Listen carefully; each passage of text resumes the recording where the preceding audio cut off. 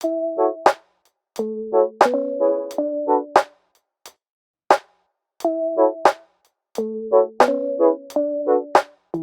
back, everybody, to the 11th episode, I believe, of Ultralex Podcast. John, you are, I've got written down here, an award-winning property developer. Yes, thank you. Comedian. Yes, thank you. And Dragon's Den contestant. Contestant, is it? Yeah, contestant. Yeah, it's made me sound good, that. Thank you. I really appreciate that, Spencer.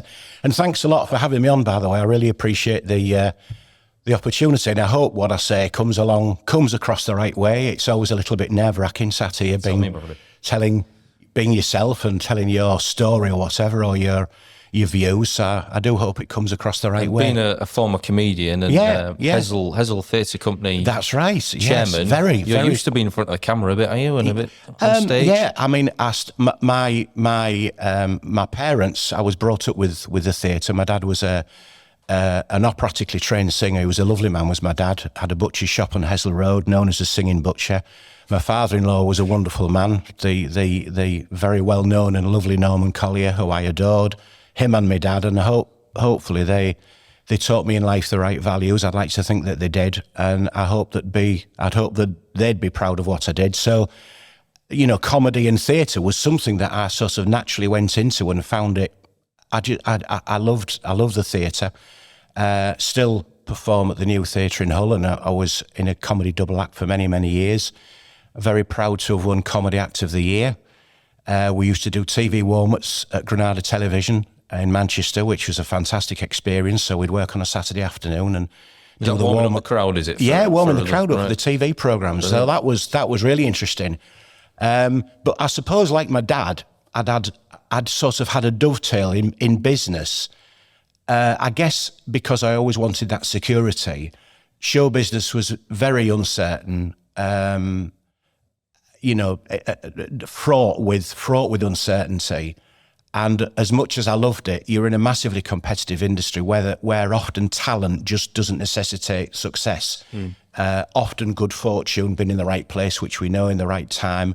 So although I started my sort of acting career when I was a young man, I went into business as well when I was young. And I guess that gave me the security. And the first property that I ever purchased was in 1981 when I was 22. First investment 24, I'm so sorry, 24. First investment, that one, was it? It was, yeah. And the reason it was funnily enough, I'd had a garage on South Coates Avenue. It was between South Coates Avenue and South Coates Lane in Hull. And I was having a really tough time. I was very young, very naive, a lot to learn, thought I could rule the world, which I realised when I got older I couldn't. And made all the mistakes that you make. And because I'd had it rented for 4 years, I could buy it at a discounted price. And I bought it at a discounted price, which I think was in those days was about 27,000. It was a big 3,000, 4,000, 5,000 square foot property, and sold it some years after for a profit. I thought, if I can get planning permission on this and build, then it would allow me to move forward. And that's what, I guess, inspired my thoughts that creative property could actually do an awful lot of things. It can give you security. It could give you it could make you some money as well. And that's, I think, the first thing that's inspired me to think, crikey, this could really help. And I think being self-employed, as many of us are, in all sorts of different capacities, I wanted something that would give me security for when I got older. I recognised the fact that I wasn't particularly a chancer in life. I would want something a little bit more sort of stable and secure. And as much, again, as I love the comedy and as much as I love the theatre, I also have been married now for 44 years. I met my wife when I was 13. 3 children who are now grown up, grandchildren, and I wanted that security was really important to me.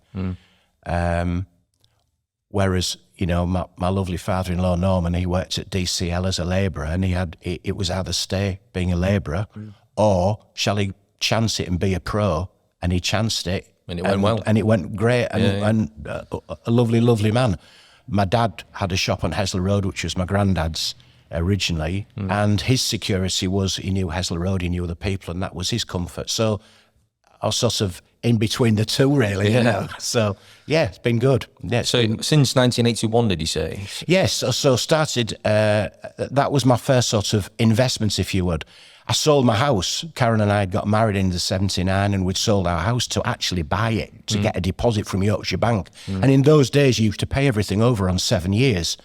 So you would borrow the money but pay it back quickly. So although maybe there wouldn't be an income there, you know, you would pay the loan off quickly until, of course, 1996, when the buy-to-let market sort of, you know, transformed the whole tapestry of property, really, and the whole market. Because in 1996, when buy-to-let mortgages became apparent and available, and you could have as many mortgages as you wanted.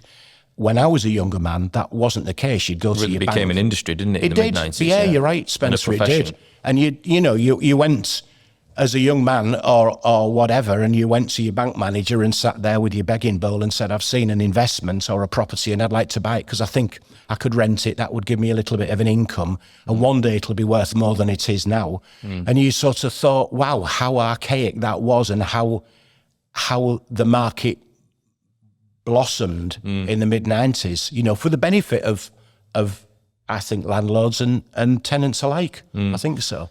Well, obviously, I've been doing this for 15 years now, and I've known you all of that time as not just a funny man, but also the sort of caring and conscientious landlord, somebody who takes a lot of pride in being offering the right kind of service. And I noticed when I've been on your website recently, I know you're still actively buying, aren't you? Yes, you do the radio advertising. That's right. Yeah, we advertise on radio, Spencer, and we advertise on through Facebook, where we've used Molly Hollingsworth, who's been a great asset to our business, and through marketing.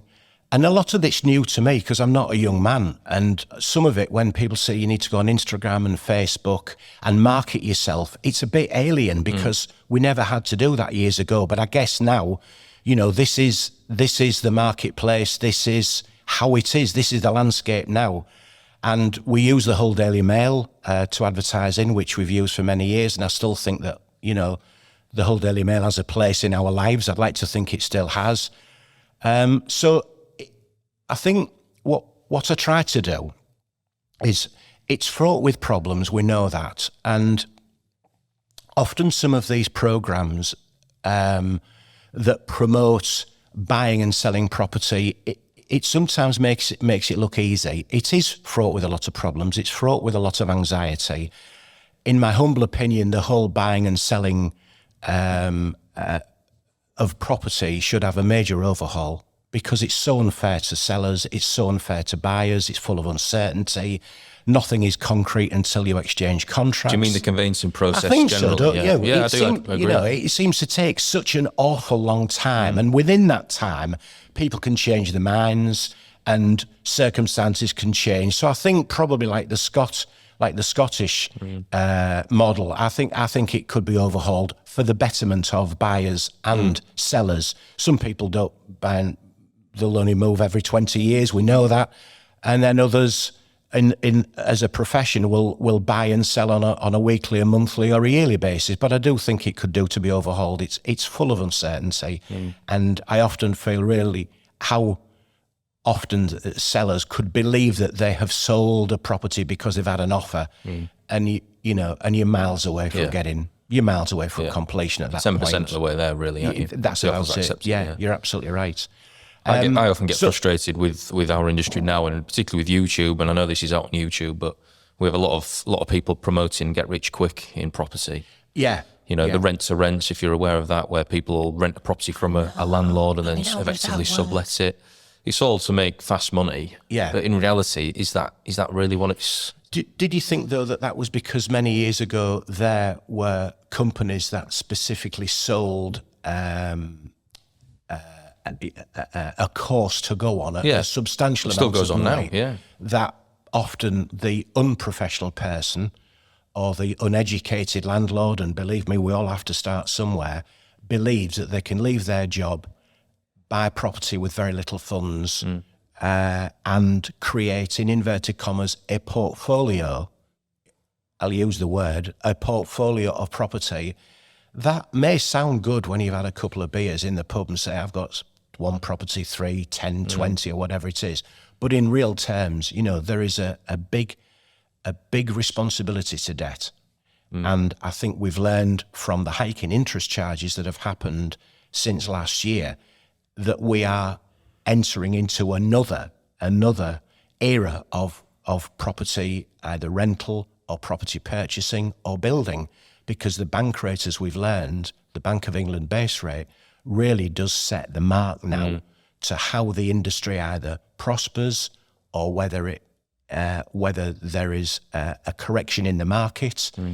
And so I think the days of low interest rates, which was down to 0.1, and the ability to be able to profiteer with very little knowledge, which has been wonderful, I'm sure, but I think those days have changed. I think, as to quote the Sunday Times that I read last week, possibly the gravy train is over, and now it's very much, you know, exercise diligence in everything you do, exercise care in everything you do, because the days of being able to wallpaper over the mistakes maybe aren't there now. Maybe it's very much your bank, your charges, your interest charges are now a very big part of that formula, whether you buy to rent or whether you buy as an investment. So I think it maybe just needs care. That's how I've found it. But there are people that will have lived on the edge. There are people that will have fabulous success stories that have bought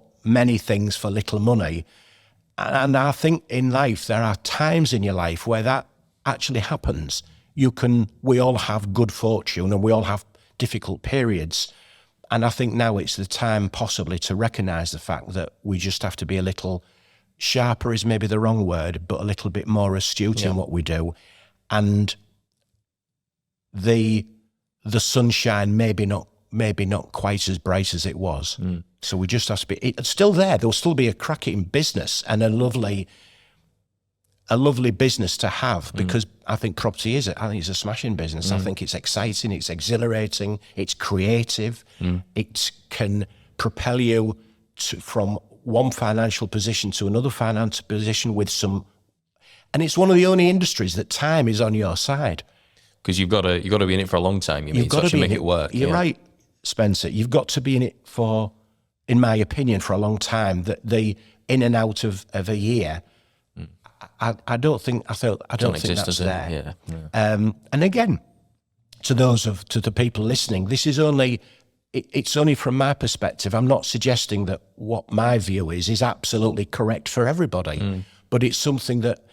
There's often no right way and no wrong way. It's what you feel comfortable at. If you're comfortable with a lot of debt exposure, if you're comfortable with acquisitions, with a load or a minimum deposit, yes, sometimes it's worked. It really has. If you're comfortable with, I want a 50% loan to value, if you're comfortable with, I want them paid for, I think everybody's different. And I think it's what you feel you don't have sleepless nights with, because it can give you sleepless nights if you get it wrong. I've always found it fascinating talking to a lot of landlords, as I do over the last few years, is the currency or the competency of a landlord for some reason seems to be measured in numbers of properties. Yeah. When in reality, you can have as many properties as you want. If the bank owned most of them, you may as well not have them all. You've just really multiplied your your issues really, and your day-to-day running costs and the problems stress. And the cost, exactly, and the stress and the anxiety. So really, it should be about what equity you've got in the properties that you've got. Yeah. I think so, and I think maybe it's maturity, because when I was younger, we wanted maybe to impress, we wanted to be seen as, we wanted to show that we were worthy. We wanted, because that's youth, and I respect that, and it's important that we have ambition and drive. And it's funny, as the years change, you become less wanting the story to sound good rather than make yourself feel comfortable in what you're doing. And I think you're right. You're absolutely right. The numbers are slightly irrelevant. The equity, the return, the mathematical formula, which is not difficult. It's basically you can sit on the, as I used to say, with the back of a fag packet and put, there's the rental income. That's what it'll cost me to refurb it. That's what it'll be worth when it's finished. And that gives you the basis of within reason, that's where it's going to be. So again, as not a young man, and I'm still, pensionable age, but still excited in what I do. I think it's very much about, as I said earlier, it's about caution. What makes a conscientious landlord in your mind then? People. That's my thoughts. I think if you care about people and you care about what they think about you, often there's a thing in life, isn't there? God, this sounds philosophical. If you just use that as your benchmark, then everything else just follows suit. If you use honesty and integrity, we need to earn a margin. We need to make a profit. You need to be fair to yourself as much as everybody else, don't you? I think so. But I think if people are important, and that your view of how they see you is important, then that generally is a benchmark to hopefully doing the right thing.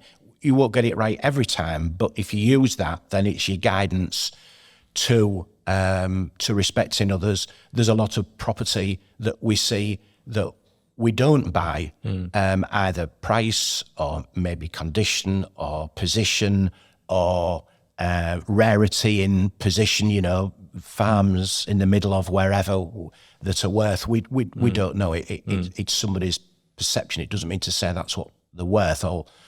And so I think that again, care is this. I think if you care about people, which I don't know whether that sounds right or whether it's coming out right or whether it's coming out wrong. But if you genuinely care, then that takes you the right way. Into that translates into other, because you can still be successful, you can still be profitable, you can still pay your taxes, you can still run a successful business and still be a nice man and do the right thing. And again, that's the way that I hoped I was brought up. And I think that if you use that, then generally speaking, there will be others that will. There will be other areas where people are stronger or more resilient, but I've not been that resilient to criticism. I'd be upset if somebody said you did this and you did. It just wouldn't fit.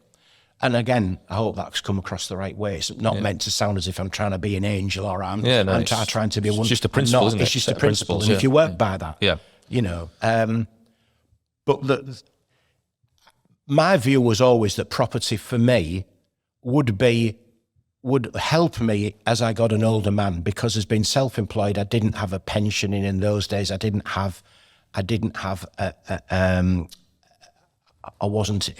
work for a company. So to me, and that's the bit that gave me security. And I'll be honest, it still does. It still makes me feel warm that I think we could sell something if something didn't go right, and that's what it did for me. So just going back to, obviously, showbiz was something you sort of got into early doors, and this was a long-term security plan. But have you ever done anything else apart from those two things? Have I done anything? Well, in the sort of the entertainment side of the career, I was doing voiceovers for radio, adverts. I was doing some TV commercials. I was in a double act, which we worked abroad. Theatres throughout the United Kingdom, doing summer seasons, and I really loved it. I really enjoyed it, as well as doing what I'm doing now. And then about 20 years ago, it would be 20 years ago, one of my dearest friends, a guy called Steve Foster, came to me with an idea, and he said, "John, I've got this idea about a language learning game, making language," because his son then Oliver, he said he's really struggling with language. And Stephen and I were great pals, and he came to me with, and I thought, I could make this work, Stevie. I can put a formula to this. And I promise you, I've never been to university. I wish I was clever enough to have been to university. I'm not an intellectual, as you've probably worked out by listening to this for the last 20 minutes. But I made a formula, and it worked. And I made this game with Stephen, and it took us, I think, 5 years. So we created a game called Comprendo, which was a language learning formula. It was a game, it was fun, it was for children of the ages of 8 or 9 upwards. We tested it in primary schools, we tested it in secondary schools, and we thought, we've got something here. So we produced them. We then went on Dragon's Den, which was another unbelievable experience. I mean, that was great. Because what they do on Dragon's Den is, it's terrifying. But what they do is, you write them a letter, which I did. I wrote them a letter and said, me and my pal Stephen, we've got this idea. We produced this game called Comprendo, and it will teach children. It's a language learning formula, and by repetition. And we employed a Spanish teacher. We really did, very much like the business we're in now, we were very detailed, we're very careful. I wanted it to work. I really did want it to work. And I wrote to Dragon's Den, and then they send you a letter back and, we'll have an interview with you. So I went to Manchester on the train. You stand up and tell your story. And what's amazing is that they look at your background. They go through all your financial background, whether you've had any companies, whether you've had any financial hiccups. So anybody that gets on Dragon's Den, they've already gone through the minter, if you will.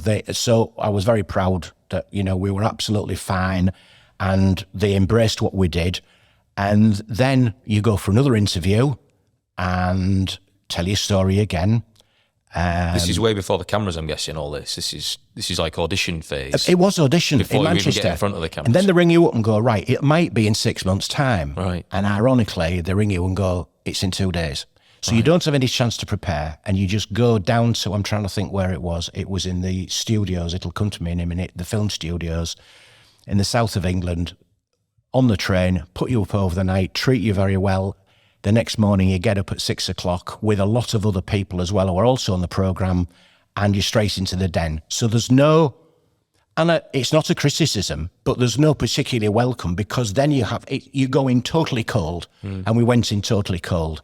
And I was thinking, oh, crikey, if you show me up, what am I going to say? Am I going to, when I get back to all, how will I feel, But anyway, they embraced what we did. They congratulated us on our desire to help young children learn a foreign language, but they didn't feel that our product was particularly a profit-earning product, because in those days, board games were just on the periphery of sort of being old-fashioned to the younger generation. But they've had a resurgence probably now. I think they have, yeah. I think they have. But we sold in America, we sold them in New Zealand, we sold them in Australia, we sold them in Spain. Teaching the Spanish how to speak Spanish? Well, it was for the English. Yeah, you can't believe it, can you? The English, the Spanish how to speak Spanish. With a whole accent. Hey, young lad, Spanish with John. So that was good.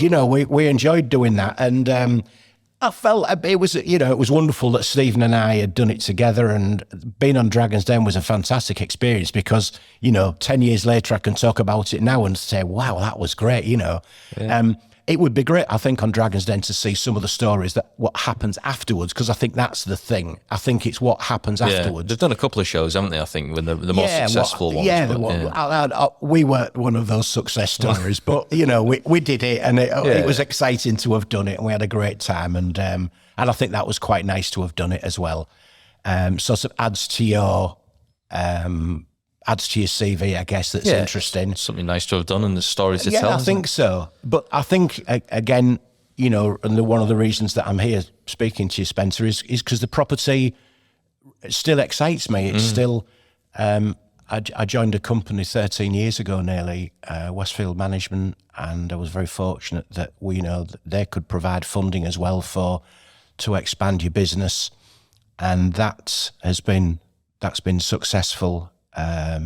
Building new property as well. So it all adds to the learning process, and it all adds to but I get back, to landlords, tenants. I understand that often people have a very distorted view of some landlords. I understand that. But I think, as the ex-chairman of the Humble Landlords Association, which I know your dad was, I was very proud of that, and I took that as a responsibility as well, because we wanted to promote the good. We want to promote good practice in the private rented sector, and that's what we genuinely do. We promote good practice in the private rented sector. There is now more legislation. There is now more regulation. It's not the easy book it might have been, as they say, 30 years ago. Regulations and legislation is good. And I think by joining the Humber Landlords Association, which is about 15 years ago, we learn every month on the new regulations. And I think whoever is in property, whether on an amateur basis, whether you've got one, or whether you want to be in it, you really can learn from that. And I remember when decimalisation came in 52 years ago, people were going, crikey, how are we going to manage with this new currency? When VAT came in 50 years ago, can you believe, April 73, what are we going to do with VAT, the legislation, the regulations, it's changed. So we learn every time. Regulations will change it, legislation will change it, but it's still an interesting industry to be in, to provide legal, correct accommodation, to treat your customers, your tenants with care, and for them to have that same respect, I'd like to think, with you as well. And one of the arts of being a landlord or a business person in general, really, is being able to navigate the legislation that's thrown at you. Isn't it just? That sort of sorts the men from the boys. boys. And for letting agency that you've got, that can't be easy because it changes so much. The last 10 years has just been unbelievable in the amount of changes that have come. But what it does mean for us is that obviously less people get into it now. I was quite fortunate to get into this at a time where legislation was pretty low. Yeah. So the barrier to entry wasn't as high as it is now. So I got into it, but to do that now would be virtually impossible. Yeah. You've ridden sort of quite a few recessions, I'm guessing, over your property career. And I know in the late 80s, was it, early 90s, interest rates were up to like 17%, I think. That's just what you don't want, isn't it, when you're doing a broadcast? Just what you don't want. Mine's just gone off. That shows I'm real unprofessionalism, doesn't it? I do apologise. It'll be my mum seeing what time you ought to come on for your tea or something like that. Or so in the late 80s, we had this recession, didn't we? That we did. I don't know if there's a recession, but the interest rates were particularly high, way higher than they are now. And we're now seeing the same thing again, and we've seen it in 08 and other times as well. You've obviously kept investing all the way through that time frame, and there's people now who will be, I know, sort of the younger generations will be watching this, listening to this, thinking about getting into property and looking at the interest rates and thinking the deals they're just not working right now. Why would I do it? Yeah, it's funny because I think in the 70s, when we used to get our begging bowl out with the banks, and I say the begging bowl, it was because you had to sit there and you were interviewed, and that's all it was. So it was slightly different than just filling in a form now. And then, applying for a buy-to-let mortgage, it was, well, if you buy this property, what are you going to do with it and how long will it take? And I remember when we first got married, which was 79, 80, and we bought our first property, house to buy. And I think my interest rates then were 15%, which was normal. And I guess each generation or each year we become acclimatized to whatever is normal. So at 0.1% bank rate, I knew it wasn't, like many others, that wasn't normal. This can't last. The difficulty is if you were just aware now of looking at, buying a property either to live in or whatever, the bank rate at 0.1% was so inviting to people to buy, but it wasn't normal. It wasn't. Having said that, we're now at 4 3/4, 5%. I think the Bank of England rate will go up again. I think it will. I think inflation is a concern. But during the 60s and the 70s, there'll be, people listening at the moment where their mum and dad's like my mum and dad, they bought a house and every 7 years it doubled. And it did. Until the 80s, every 7 years it doubled. And you think, how did that happen? But it did. And so, property was bricks and mortar, as they used to use the terminology. And I think that became possibly because of the war years where there was huge amounts of uncertainty then. So you couldn't invest in property. I remember my granddaddy bought foreign coins and stamps because you couldn't buy a house because it could have maybe got bombed during the war, And then property then becomes to hedge inflation. And that's one of the things that I've recognised, that you own an asset that can actually go with inflation. Yeah, it rides the wave with So it inflation. rides the waves with you, which there's very few things do that. The other good thing that, from my perspective, again, you can touch it and feel it. The other good thing is, again, that if you wanted to sell it as a commodity that will sell, we haven't got a crystal ball. We don't know what they're going to be worth in the future. And it would be possibly wrong to say this will be worth, because we're now looking backwards at the last 3 to 4 years. And I don't think we can see that the next 4 to 5 years will be the same, because the Bank of England rate was so low. And that if you wanted to buy property with a 25% deposit and borrow 75%, which was acceptable and normal and the accepted business model, that possibly now won't work. With the taxation involved as well, that you know, the rental income may be nearly as much as your capital cost. Sorry, I'm stammering, aren't I? But getting back to what we spoke about, if you did it at 20 years, that irons us out. Look at it, and that's what, for me, and I'm not suggesting mine was right, but for me, I bought my first rental property in 1986, so I would be then 31, with the view that there was no income for the first goodness knows how many years, because I was paying the bank back, because that's where the money came from, you know. But eventually it becomes paid for, and eventually you start reaping the reward from that. But again, 36, 37 years ago, you know, I didn't think I'd live this long. Going strong, John. Going strong, you know. And in fact, I've still got most of my own teeth, which is amazing. And some of my own hair, which is great. Yeah, so that's how I think. And I still think that you could look at property as this opportunity that you can ride the waves for the next 20 years. So even if there wasn't particularly an income, because we're now looking at a professional landlord that wants an income, if you looked at it purely, change that upside down and went, right, investment potential, you could virtually, if you went for an actuary, you could virtually work out what it'll be worth, ironically, in 20 years' time, taking inflation into account, averaging it at 5-6%, you could virtually work out what that asset will be worth. Yeah. And that, to me, was the appealing thing. So you're protecting your money rather than creating wealth on a monthly basis. I think it will change now, Spencer, the opportunity of an income, because I'm only paying X to my mortgage company and there's going to be an income. Even if that has changed, which I think it will, there's still this amazing opportunity to create an asset that will eventually, in 20 years' time or 25, which seems an awful long time, but I promise you, God, it goes so quickly. You know, 1 year goes so quickly. And the next thing is you're at 5 years. The next thing you look at 10 years. The next thing you think, crikey, how quickly is the old cliche, how quickly has time gone by? So that's how I would possibly suggest is something to look at. Even if the income isn't there, the opportunity of the increase in asset, the capital appreciations, they say, will undoubtedly be there. And that, when you've got something that can hedge inflation, that helps us in the future. Because if we spent everything we earned, then we always end up next week with nothing. Whereas if you've got something that can appreciate, then hopefully in a few years' time, you've got something that was more than you started with. Yeah. Hope that's come across the right way. Yeah.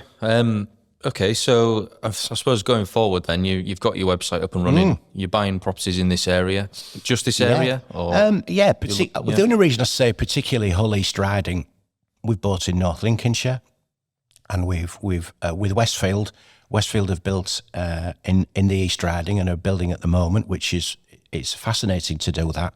And I've learned an awful lot doing that as well, learning planning permissions. So that's been really interesting.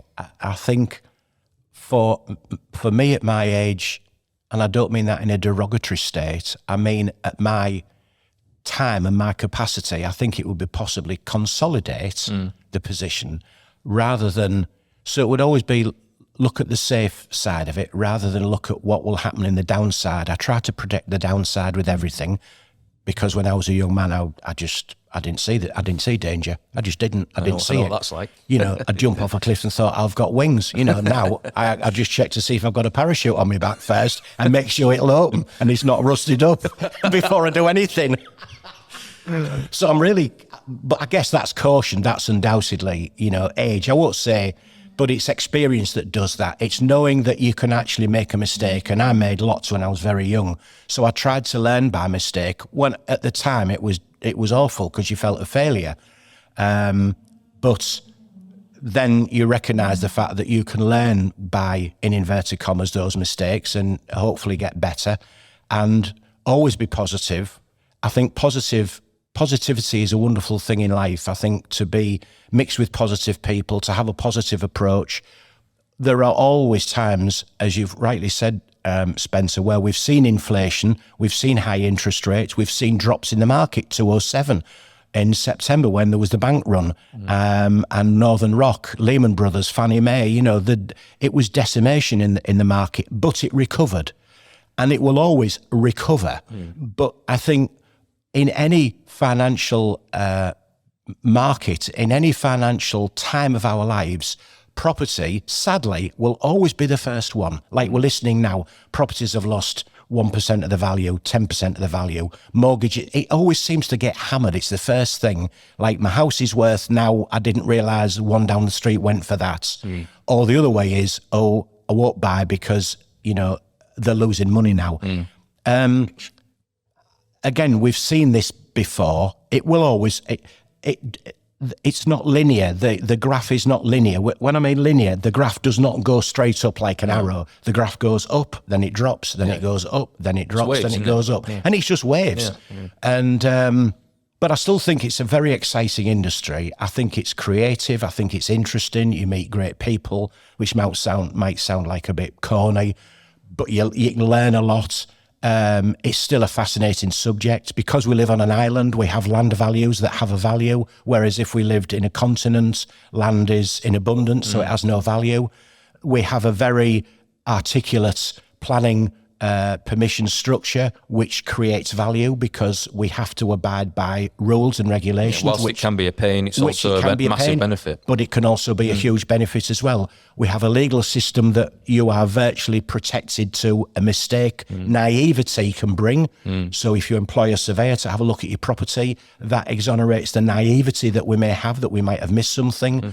So generally speaking, there's an awful, I know there is criticism and it does want overhauling because it takes too long, but we have an awful lot of protection by our laws, solicitors, by our surveyors, who are all regulated, who all have ombudsman, and because we're in a regulated industry, then that protects slightly our chances of mistakes. I think so. And the rest of it is obviously up to us. I think it's great to have optimism. It's great to have ambition still, because ambition fuels the fires in us all, doesn't it? And optimism.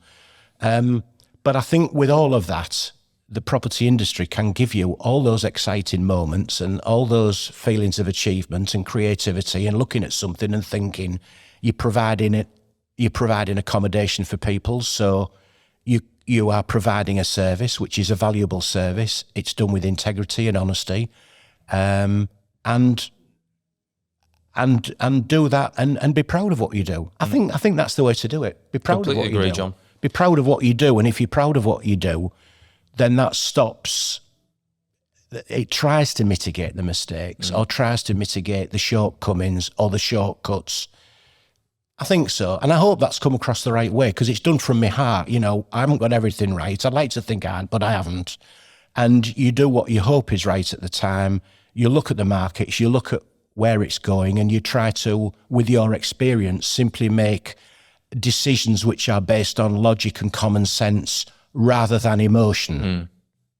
And then hopefully that takes you in the next few years. We hope so. John, I really appreciate you coming in. Thank you, Spencer. I really appreciate it. And I really hope it's come across the right way. I'm sure it has, yeah. I'm sure it has. It has to me, if it hasn't, just cut it out. Edit it all out. Just do it with it. it's the mistakes. The microphone's gone wrong. That's my father-in-law. Yeah, that's his famous one, isn't it? Thanks a lot, no, thanks, Spencer. John. Much It's a pleasure. appreciated. Thank you for asking me. And that concludes our episode 11 for the Ultralex podcast with John Ainsley. Thank you very much for listening and watching.